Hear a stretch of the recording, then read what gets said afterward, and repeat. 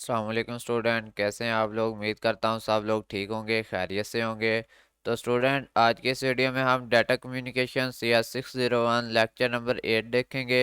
आज के इस वीडियो में हम टॉपिक नंबर 32 से 37 तक जो है वो कवर करेंगे।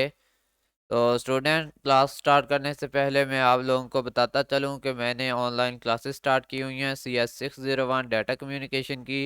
अगर कोई स्टूडेंट वो क्लासेस ज्वाइन करना चाहता है तो आपको सामने स्क्रीन पे व्हाट्सएप नंबर आ रहा है, आप इस पे मैसेज करके मुझसे रब्ता करके क्लासेस ज्वाइन कर सकते हैं।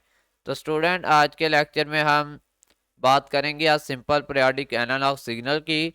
जैसा कि लास्ट लेक्चर में हमने पढ़ा था periodic signal and non periodic signal. Periodic signal वो थे जो कि पैटर्नेबल थे और नॉन पीरियोडिक सिग्नल वो थे जो कि नॉन पैटर्नेबल थे। अब यहाँ पे हम डिस्कस कर रहे हैं पीरियोडिक एनालॉग सिग्नल को एंड साइन वेव को। तो देखिए, simple periodic analogue signal sine wave can not be decomposed into smaller signal. आपकी जो होती है ना पीरियोडिक सिग्नल साइन वेव, वो कभी भी जो है वो स्मॉलर सिग्नल में डिकम्पोज नहीं होते। Compose periodic analogue signal is compose of multiple sine wave. ठीक है, आपके जो पीरियोडिक एनालॉग सिग्नल होते हैं या साइन वेव होती हैं वो क्या हो जाती हैं, मल्टीपल साइन वेव में कंपोज हो जाते हैं। आपके periodic signal multiple sine wave में कंपोज हो जाते हैं। A sine wave can be represent by 3 parameter. आपकी जो साइन वेव है ना, इसको 3 पैरामीटर के साथ जो है रिप्रेजेंट किया जाता है।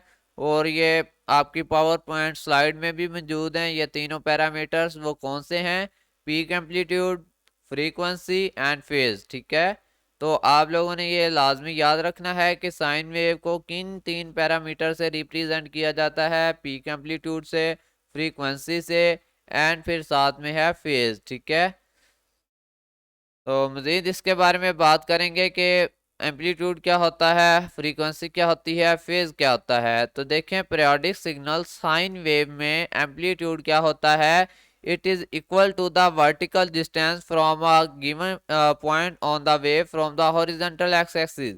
आपके एक्स एक्सिस से जो आपका डिस्टेंस होता है वर्टिकल में, चाहे वो ऊपर की तरफ हो चाहे नीचे की तरफ हो, वो क्या होता है, आपका एम्पलीट्यूड होता है। यहाँ पे आपको अगर दिखाया जाए तो ये आपका एम्पलीट्यूड बताया जा रहा है। जितनी आपकी जो है ना ऊंचाई है इसकी, यहाँ से जहाँ तक, ये आपका एम्पलीट्यूड है। इसी तरह जितनी इसकी गहराई है नीचे की तरफ, ये आपका एम्पलीट्यूड है। लेकिन जो आपका ऊंचाई है जितनी, ये आपका कौन सा एम्पलीट्यूड है, मैक्सिमम एम्पलीट्यूड है। जितनी ऊंचाई है, आपकी जितनी गहराई है, जितनी वेव आपकी नीचे की तरफ जा रही है, वो आपका मिनिमम एम्पलीट्यूड होगा। तो इसको आपने याद रखना है कि मिनिमम एम्पलीट्यूड क्या होता है और मैक्सिमम एम्पलीट्यूड क्या होता है। जितनी ज़्यादा ऊंचाई होगी, एम्पलीट्यूड मैक्सिमम होगा। जितनी वेव की लेंथ जो है वो नीचे की तरफ होगी डाउन, उतना वो मिनिमम एम्पलीट्यूड होगा। तो मज़ीद देखते हैं इसमें पीरियड क्या होता है। इसमें देखें, period amount of time signal need to complete one cycle. एक साइकिल को कंप्लीट करने में जितना टाइम दरकार होता है उसको कहते हैं पीरियड। फॉर एग्जांपल, आपके सिग्नल इस तरह से एक सर्कल कंप्लीट करते हैं। इस सर्कल को कंप्लीट करने में जितना टाइम लगेगा ना, उसको हम कहेंगे पीरियड है। या फिर आपके सिग्नल को यहाँ से यहाँ तक जितना टाइम लगा एक सर्कल कंप्लीट करने में, यहाँ से जहाँ तक जाने में सिग्नल को जितना टाइम लगा, उसको कहते हैं पीरियड। ये था पीरियड की डेफिनेशन। अब बात करें फ्रीक्वेंसी की। फ्रीक्वेंसी क्या होती है, तो देखें, number of cycle complete in 1 second. कितनी दफा आपके सिग्नल जो हैं उन्होंने ये वाला सर्कल कंप्लीट किया, वो आपका होगा फ्रीक्वेंसी। फॉर एग्जांपल, 2 दफा किया, 1 सेकंड में 2 दफा आपके सिग्नल ने एक सर्कल कंप्लीट किया, तो इसका मतलब हुआ कि फ्रीक्वेंसी उसकी 2 हुई। इसी तरह से वो कह रहे हैं कि number of cycle completed in 1 second, कि कितनी दफा आपके यानी कि जो सिग्नल्स हैं उन्होंने अपना सर्कल कंप्लीट किया 1 सेकंड के अंदर, उसको फ्रीक्वेंसी का नेम दिया जाता है। अब अगर यहाँ से एग्जांपल के लिहाज से देखा जाए तो देखा जाएगा कि आपके ये सिग्नल जो हैं, ये वाले यहाँ से स्टार्ट होते हैं यहाँ ख़त्म होते हैं, ये कितने दफ़ा जो है यहाँ से स्टार्ट हुए और यहाँ पे ख़त्म हुए 1 सेकंड के अंदर, वो आपकी होगी फ्रीक्वेंसी। ठीक है, तो बेसिकली फ्रीक्वेंसी की यही डेफिनेशन है। अब देखें कि unit of period, unit of period क्या होता है? पीरियड का जो यूनिट है वो सेकंड होता है, ठीक है, क्योंकि पीरियड को टाइम से मतलब डिनोट किया जाता है और इसलिए इसका जो यूनिट होगा वो सेकंड होगा। अब देखें फेज की बात करते हैं। द फेज शिफ्ट इज हो far the function is shifted horizontally from usual position. आपके जो मतलब साइन वेव्स हैं वो किस तरह से असल पोजीशन से मतलब जो है वो आपकी होती हैं, शिफ्ट होती हैं, उसको कहते हैं फेज। फॉर एग्जांपल मेरी असल पोजीशन ये थी साइन वेव की, ये वाली, ठीक है, ये मेरी असल पोजीशन है, लेकिन फिर मेरी जो साइन वेव है वो यहाँ पे आ गई, ठीक है। तो इसमें डिफरेंस कितना है? ये आपका क्या है बेसिकली? ये आपका फेज है, यानी कि आपकी असल पोजीशन से साइन वेव की दूसरी पोजीशन जो उसने न्यू बनाई है हॉरिजेंटली, उसमें कितना स्पेस पाया जा रहा है, ये आपका होता है फेज। तो मजीद बात करेंगे यहाँ पे कि पीक एम्पलीट्यूड क्या होता है और लो पीक एम्पलीट्यूड क्या होता है, high peak and low peak amplitude में क्या फ़र्क है, ये ज़रा हम देखेंगे। देखें हाई पीक एम्पलीट्यूड में क्या होता है, या तो आपका एम्पलीट्यूड मैक्सिमम होता है या आपका एम्पलीट्यूड मिनिमम होता है, बहुत ज़्यादा हाई होता है या बहुत ज़्यादा लो होता है, या बहुत ज़्यादा हाई होता है या फिर बहुत ज़्यादा लो होता है, इसी तरह या बहुत ज़्यादा हाई होता है। तो इस तरह से अगर आपका एम्पलीट्यूड हो, या तो वो लाइन बहुत ज़्यादा हाई हो या बहुत ज़्यादा डाउन हो, तो वो आपका होगा हाई पीक एम्पलीट्यूड। क्या होगा? वो आपका हाई पीक एम्पलीट्यूड होगा, ठीक है।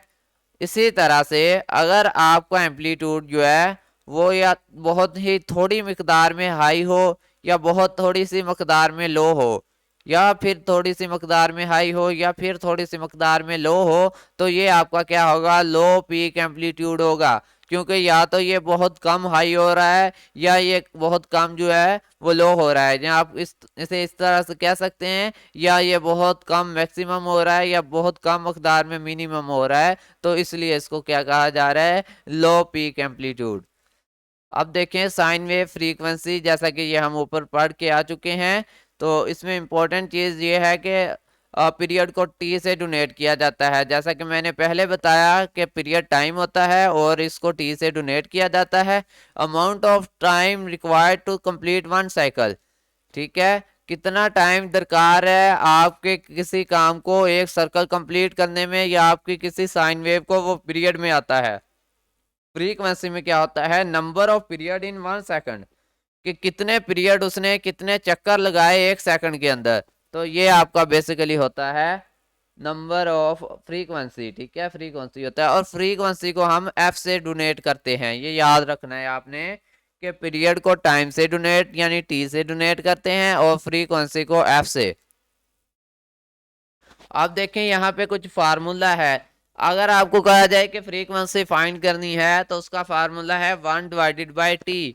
टी से मुराद यहाँ पे पीरियड है, आपको पीरियड बता दिया जाएगा, आपने 1/पीरियड यानी कि टाइम करना है, तो आपको क्या मिलेगा? फ्रीक्वेंसी मिल जाएगी। इसी तरह अगर आपको वो कहते हैं कि आपने फाइंड करना है टी, टी फाइंड करना है, तो टी फाइंड करने का ये फार्मूला है 1/f।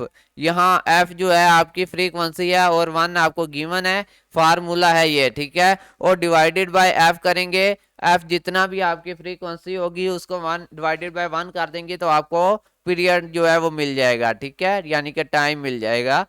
तो बेसिकली आपसे टाइम नहीं पीरियड के बारे में पूछा जाएगा, और पीरियड को टी से डोनेट करते हैं और यही आपका टाइम होता है। अब यहाँ पे दो क्वेश्चन है, उनको हम सॉल्व करेंगे, बहुत इंपॉर्टेंट है आपके फाइनल टर्म के हवाले से, तो गौर करना है आप लोगों ने। देखें यहाँ पे पहला क्वेश्चन पूछा जा रहा है कि a sine wave has a frequency of 6 हेगाजेड। आपकी एक साइन वेव है जिसकी फ्रीक्वेंसी कितनी है? 6 हेगाजेड है। What is the period? इसका पीरियड क्या होगा? ये पूछा जा रहा है कि आपकी साइन वेव है जिसकी फ्रीक्वेंसी 6 हेगाजेड है, उसका पीरियड क्या होगा? तो आपने इसका पीरियड निकालना है। तो किस तरह से? मैंने फार्मूला बताया था कि जब भी आपने पीरियड निकालना है तो क्या आएगा? t इक्वल टू 1/f आएगा। तो ये पीरियड का फार्मूला है। देखें t इक्वल टू 1/f। अब देखें इसको इंप्लीमेंट करते हैं फार्मूले को। तो किस तरह से इम्प्लीमेंट करेंगे कि पीरियड फार्मूला हम लिखेंगे पहले टी इक्वल टू 1/f 1 है और हमें एफ भी दिया गया है, फ्रीक्वेंसी कितनी दी है 6 हैगाज़र्ड, ये फ्रीक्वेंसी दी गई है। इसको पुट करें फार्मूले में 1/6 तो आपके कितना आंसर निकला 0.17 सेकंड जो है आपका पीरियड निकल आया। तो इस तरह से आपने पीरियड फाइंड कर लिया। नेक्स्ट एक और क्वेश्चन है, उसमें क्या है, a sine wave complete one cycle in 4 second. आपकी एक साइन वेव है जो कि 4 सेकंड में एक साइकिल कंप्लीट करती है, तो व्हाट इज द फ्रीक्वेंसी। अब यहाँ पे आपको पीरियड बता दिया है 4 सेकंड, टाइम बता दिया है 4 सेकंड, फ्रीक्वेंसी आपने फाइंड करनी है। तो इसका फार्मूला हमने पढ़ा था कि अगर हमें फ्रीक्वेंसी फाइंड करनी है तो इसका फार्मूला ये है कि F इक्वल टू 1/T। तो 1/4 करेंगे तो आपका जो पीरियड है और सॉरी फ्रीक्वेंसी है वो फाइंड हो जाएगी। तो देखें यहाँ पे फार्मूला है फ्रीक्वेंसी का 1/T। अब 1/4 करेंगे तो 0.25 हैगाज़र्ड जो है आपकी फ्रीक्वेंसी आपको रिसीव हो जाएगी।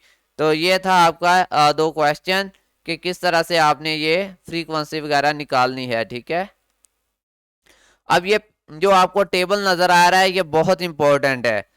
इसकी इंपॉर्टेंस आपको नेक्स्ट अभी मैं दो क्वेश्चन करवाऊंगा उनमें समझ आएगी, क्योंकि बाज़ औक़ात आपसे वो कह देता है कि आंसर आप किलो हर्ट्ज में दें, आपको फ्रीक्वेंसी हर्ट्ज की बजाय वो कह देता है किलो हर्ट्ज में, मेगा हर्ट्ज में या गैगा हर्ट्ज में या टेरा हर्ट्ज में निकाल के दें। तो आपने अपना आंसर हैगाज़र्ड में ही निकालना है, देन फिर उसको मल्टीप्लाई कर देना है ये जो आपको वैल्यूज दी गई हैं। इसी तरह अगर आपसे वो कहता है कि इतने आपको मिली सेकंड दिए गए हैं, इतने आपको नैनो सेकंड दिए गए हैं, तो सबसे पहले आपने अपने टाइम को सेकंड में चेंज करना है, देन फिर जो है उसको इम्प्लीमेंट करना है फार्मूला में। क्योंकि हमारे फार्मूला में या तो हैगाज़र्ड की बात हो रही है या सेकंड की बात हो रही है, इसमें मिली सेकंड या किलो हैगाज़र्ड की बात नहीं हो रही। इसलिए हम अपनी वैल्यू को सबसे पहले हैगाज़र्ड में कन्वर्ट करेंगे या अपने जो टाइम पीरियड को सेकंड में कन्वर्ट करेंगे, देन फिर हम अपना क्वेश्चन जो है वो सॉल्व करेंगे। तो ये तब भी होगा जब आप इन पूरे टेबल को याद कर लेंगे कि मिली सेकंड की क्या वैल्यू है, माइक्रो सेकंड की क्या है एंड नैनो सेकंड के यूनिट की क्या वैल्यू है, इसी तरह हैगाज़र्ड के यूनिट की क्या वैल्यू है, किलो हैगाज़र्ड के यूनिट की क्या वैल्यू है। इस तरह से आप ये सारे टेरा हैगाज़र्ड तक याद कर लेंगे। ठीक है, टोटल ऑलमोस्ट 10 वैल्यूज बनती हैं, तो आपने इनको लाजम तौर पे याद कर लेना है क्योंकि ये आपको हेल्प करेंगी क्वेश्चंस को सॉल्व करने में। तो देखिए नेक्स्ट आपसे पूछा जा रहा है द पावर वो use at home has a frequency of 6 हैगाज़र्ड। आपके घर में जो पावर यूज हो रही है उसकी फ्रीक्वेंसी 6 हैगाज़र्ड है। तो period of this sine wave can be determine as follow. तो आपने उसका जो है वो पीरियड निकालना है। तो हमने फार्मूला पढ़ा था कि टाइम पीरियड अगर निकालना है तो फिर आपका क्या होगा, टी इक्वल टू 1/f। अब करें 1/f, आपको 6 हैगाज़र्ड दिया है तो 0.0166 सेकंड आया। अब इसको आपने अगर मिली सेकंड में चेंज करना है तो आप क्या करेंगे, 0.0166 को मल्टीप्लाई कर देंगे आप इसकी वैल्यू के साथ।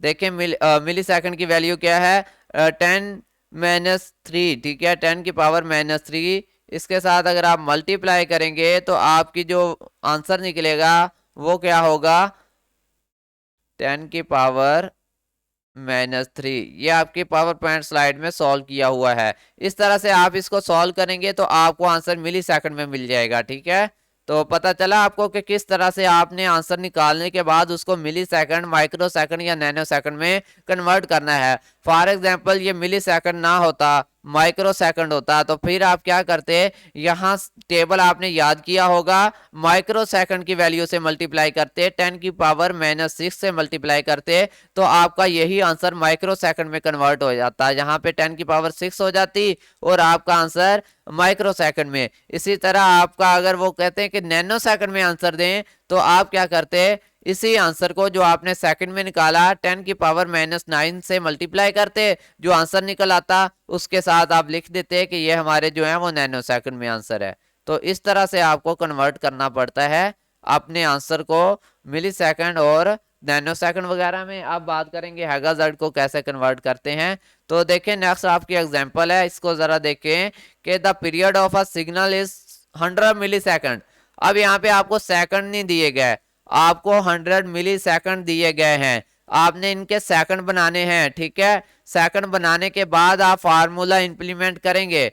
तो आपसे आगे पूछा गया है what is its frequency in kilo हैगाजर्ड। अब यहाँ पे आपको हैगाजर्ड में नहीं पूछी बल्कि किलो हैगाजर्ड में फ्रीक्वेंसी पूछी है।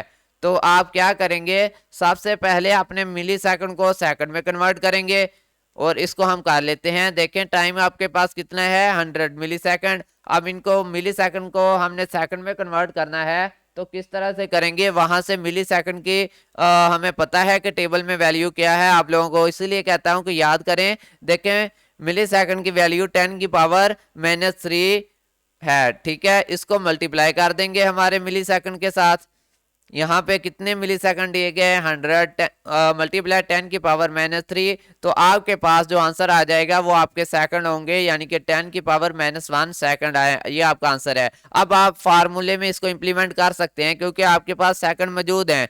तो आप बताएं मुझे फ्रीक्वेंसी का फार्मूला क्या था। फ्रीक्वेंसी का फार्मूला था आपका कि F = 1/T। अब हमारे पास T जो है सेकंड में मौजूद है, टाइम हमारे पास, क्योंकि हमने पढ़ा कि जो हमारा पीरियड या फिर टाइम का जो यूनिट है वो सेकंड है। तो इसलिए हमें अपना पहले जो है वो टाइम जितना भी हमें दिया गया होगा इसको सेकंड में कन्वर्ट करना होगा, देन फिर जो है हमें इस पे फार्मूला इंप्लीमेंट करना होगा। तो 1/10 की -3 है यहाँ पे, क्योंकि हमने टाइम जो है वो सेकंड में कन्वर्ट कर लिया है। अब देखें तो इसका आंसर बनता है 10 हैगाजर्ड। 10 हैगाजर्ड, ये आंसर बिल्कुल करेक्ट निकल आया है। लेकिन यहाँ पे किलो हैगाजर्ड में पूछा गया है, वो कहते हैं कि अपना आंसर जो है वो किलो हैगाजर्ड में बताएं। तो पहले आपने हैगाजर्ड में आंसर निकाल लेना है और फिर इसको किस तरह से किलो हैगाजर्ड में कन्वर्ट करना है ये आपको टेबल से हेल्प मिलेगी। इसीलिए मैं कहता हूं कि टेबल जो है टोटल 10 वैल्यूज हैं, आपको याद करना ही पड़ेगा। अब देखिए किलो हैगाजर्ड की वैल्यू क्या है, 10 की पावर 3 हैगाजर्ड। अब हम मल्टीप्लाई कर देंगे अपने आंसर को इस वैल्यू के साथ। 10 मल्टीप्लाई 10 की पावर हैगाजर्ड से हम इसको मल्टीप्लाई करेंगे तो हमारे पास आंसर आ जाएगा किलो हैगाजर्ड में 10 की पावर -2 जो है हमारा आंसर है किलो हैगाजर्ड में, ठीक है। इस तरह से आप लोगों ने इस क्वेश्चन को सॉल्व करना है। उम्मीद है आप लोगों को ये सॉल्व करना आ गया होगा, ठीक है।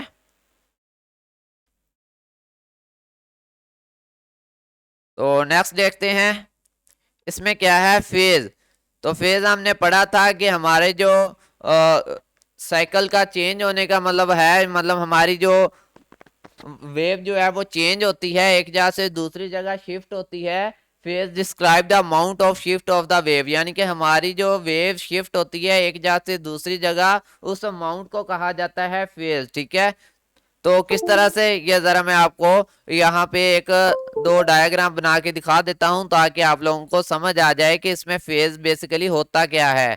तो देखें यहाँ पे आपके पास एक वेवलेंथ इस तरह से थी, ठीक है, इस तरह से। दूसरी वेवलेंथ आपकी कुछ इस तरह से आई, ठीक है। अब इसके दरमियानी फासला जो होगा वो आपका फेज होगा, ठीक है। इस लेंथ का दरमियानी फासला आपका बेसिकली क्या होगा, ये फेज होगा, ठीक है। इस तरह से आपने फेज बयान करना है। अब बात करते हैं इसको किस तरह से हम फाइंड करते हैं और इसमें कौन कौन से यूनिट इस्तेमाल होते हैं। तो नीचे देखें यहाँ पे आपका 360 डिग्री का जो सर्कल होता है वो किसके इक्वल होता है, 2 पाई रेडियस के।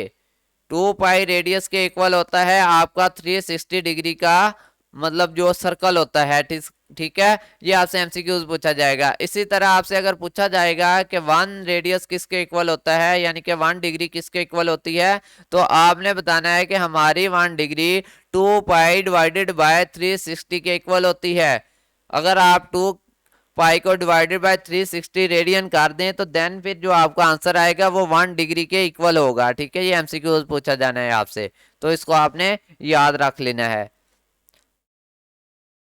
अब बात करेंगे यहाँ पे कि किस तरह से आप बताएंगे कि हमारा जो फेज है वो 0 डिग्री है या 90 डिग्री है या 180 डिग्री है, ठीक है। इसको किस तरह से आप फाइंड करेंगे। तो देखें अगर तो आपका फेज जो है वो एक्स एक्सिस यानी 0 से बिल्कुल स्टार्ट हो रहा है तो ये आपका 0 डिग्री होगा। आपने नोट करना है कि मेरा जो फेज है वो 0 डिग्री से किस सूरत हाल में गुजर रहा है, तो वो ही आपका जो है बेसिकली क्या होगा, वो आपकी डिग्री होगी, डिग्री ऑफ फेज होगी। यहाँ पर जो है वो 0 पॉइंट से मेरा जो है वो वेवलेंथ गुजर रहा है तो 0 डिग्री है। नेक्स्ट जगह पे क्या है कि यहाँ पे जो वेवलेंथ गुजरी वो मेरे 0 पॉइंट के यानी कि 0 एक्स एक्सिस के बिल्कुल 90 डिग्री पे थी, तो इसलिए इसका नेम 90 डिग्री है। अब यहाँ पे जो वेवलेंथ गुजरी वो मेरे एक्स एक्सिस यानी 0 एक्स एक्सिस की 180 डिग्री से गुजर रही है, क्योंकि यहाँ से स्टार्ट हुई है बिल्कुल और यहाँ से 180 डिग्री का एंगल बनाते हुए वो आगे गुजरती जा रही है, तो इसको कहते हैं 180 डिग्री। ठीक है, तो इस तरह से आपने डिग्री इसकी एक्सप्लेन कर देनी है अगर आपके पास एमसीक्यूज आ जाता है इसके रिलेटेड। तो बात करते हैं कि किस तरह से आपने इसका क्वेश्चन सॉल्व करना है और किस तरह से आपको इसका क्वेश्चन आएगा। इसमें होगा कि a sine wave is offset 1/6 of a cycle with respect to time 0। अब देखें कि आप किस तरह से, दो तरीके होते हैं आपके पास। पहला मैंने आपको ऊपर बताया है कि आप किस तरह से जो है, देखिए यहाँ पे क्या था, आपके पास 1/4 था, तो आपके पास जो है वो 1 डिग्री में कितने थे, हमने ऊपर पढ़ा था कि 360 डिग्री होते हैं आपके एक सर्कल में। आपके एक सर्कल में 360 डिग्री मौजूद होते हैं, उनको 1/4 करें तो आपके 1 डिग्री को कितने आएंगे, आपके एक सर्कल को कितने आएंगे, एक हिस्से को डिग्री 90 डिग्री आ जाएंगे। 9 को मल्टीप्लाई 4 करें तो फिर कितना आता है, 90 मल्टीप्लाई 4 करें तो हमारा जो है वो 360 बन जाता है। ठीक है, इक्वल टू 360 बन जाता है यहाँ पे। तो इट्स मीन अगर 1/4 है तो इसका मतलब है कि हमने अपने सर्कल को 4 हिस्सों में डिवाइड करना है। इसी तरह से अगर आपसे कहें कि 1/2 है तो आपने अपने 360 डिग्री के जो सर्कल है उसको 2 हिस्सों में डिवाइडेड करना है, मतलब 180 मल्टीप्लाई 2 आपने करना है, तो ये आपका 360 का सर्कल कंप्लीट हो जाएगा। तो इट्स मीन ये हाफ हाफ है। ठीक है, अगर ये यहां से कंप्लीट होता तो ये 360 डिग्री होता। ठीक है, अब चलते हैं अपने क्वेश्चन की तरफ। वहां से आप किस तरह से अंदाजा लगाएंगे कि कितने डिग्री जो है वो इसमें से वन पार्ट बन रहा है। तो देखें 360 डिग्री जैसा कि मैं आपको बता चुका हूं, उसको मल्टीप्लाई डिवाइड कर दें 6 पे। 360 डिग्री को डिवाइड करें जरा 6 पे, कितना आपके पास आता है, तो ऑलमोस्ट ये 60 डिग्री आपके पास आएगा। ठीक है, तो ये 60 डिग्री ही बेसिकली आपका होगा यहाँ पे जो रेट डिग्री होगी वो आपने यहाँ पे क्वेश्चन में सॉल्व करना होगी। तो देखें इसको जरा फाइंड भी किया हुआ है, किस तरह से फाइंड किया हुआ है। देखें फेज आपका है 1/6 मल्टीप्लाई 360 डिग्री, क्योंकि एक सर्कल में 360 डिग्री होते हैं इसलिए हम इसको इसके साथ मल्टीप्लाई कर रहे हैं। इस तरह ये वैल्यू बन जाएगी 360/6 और आपके पास जो डिग्री निकल आएगी वो क्या निकलेगी, 60 डिग्री आपके पास जो है वो निकल आएगा। जब आपके पास डिग्री निकल आएगी उस डिग्री की मदद से आप क्या करेंगे, आप अपना फेज जो है वो फाइंड करेंगे, what is it's phase in radius. अब आपने फेज जो है वो रेडियस में फाइंड करना है, तो वो किस तरह से फाइंड करेंगे वो जरा हम देख लेते हैं। 1 डिग्री इक्वल टू 2 पाई/360, ये हमने पढ़ा था फार्मूले में। ठीक है, अब देखें हम आपके पास कितनी जो है वो डिग्री है, 60 डिग्री है। आपने यहाँ पे 60 डिग्री फेज लिख लेना है, इसको हमने किस में, रेडियस में फाइंड करना है ना, तो मल्टीप्लाई आप करेंगे 2 पाई/360। अब इसके साथ मल्टीप्लाई हम करने के लिए क्या करेंगे, 2 वैसे लिख देंगे और यहाँ पे पाई की वैल्यू जैसे कि स्टैंडर्डाइजेशन वैल्यू है, यहाँ पर भी सर्च करें आपको पाई की वैल्यू 3.14 मिलेगी। तो इससे हमने इसको जो है वो मल्टीप्लाई करवा दिया। इसको पहले आप डिवाइड करवाएंगे क्योंकि ये पहले इसके साथ डिवाइड हो रहा है 360 डिग्री के साथ, देन फिर जो है वो मल्टीप्लाई होगा 2 के साथ। तो पहले आप इसको ज़रा डिवाइड करें, डिवाइड करने के बाद जो आपके पास आंसर आ जाए उसको मल्टीप्लाई 2 से कर दें, तो ये आपका रेडियस में आ जाएगा फेज। पहले आपका फेज निकल आया था यहाँ पर ही, ये आपने फेज निकाला था अपना, ये आपका फेज था। ठीक है, ये आपका फेज था, लेकिन उन्होंने क्या पूछा कि what is it's phase in radius. जब आपसे पूछा जाए कि आपने फेज रेडियस में निकालना है, देन फिर आपने ये सारा प्रोसीजर जो मैंने अभी यहाँ पे आपको करके दिया वो आपने करना है। क्योंकि अगर आपने रेडियस में फेज देना है तो आपने अपने फेज को क्या करना है, इस फार्मूले के तहत जो है वो निकालना है 60 मल्टीप्लाई टू, ठीक है, 2 पाई डिवाइडेड बाई 360। ठीक है, यहाँ पे क्योंकि वन जो आपका होता है डिग्री इक्वल टू ये होता है, तो इसलिए आप अपनी तमाम डिग्रीज को मल्टीप्लाई अपने फेज से कर देंगे तो वो आपका क्या निकल आएगा, रेडियस में फेज आ जाएगा, आंसर आपका रेडियस में आ जाएगा। इस तरह से आपने इसको सॉल्व कर देना है।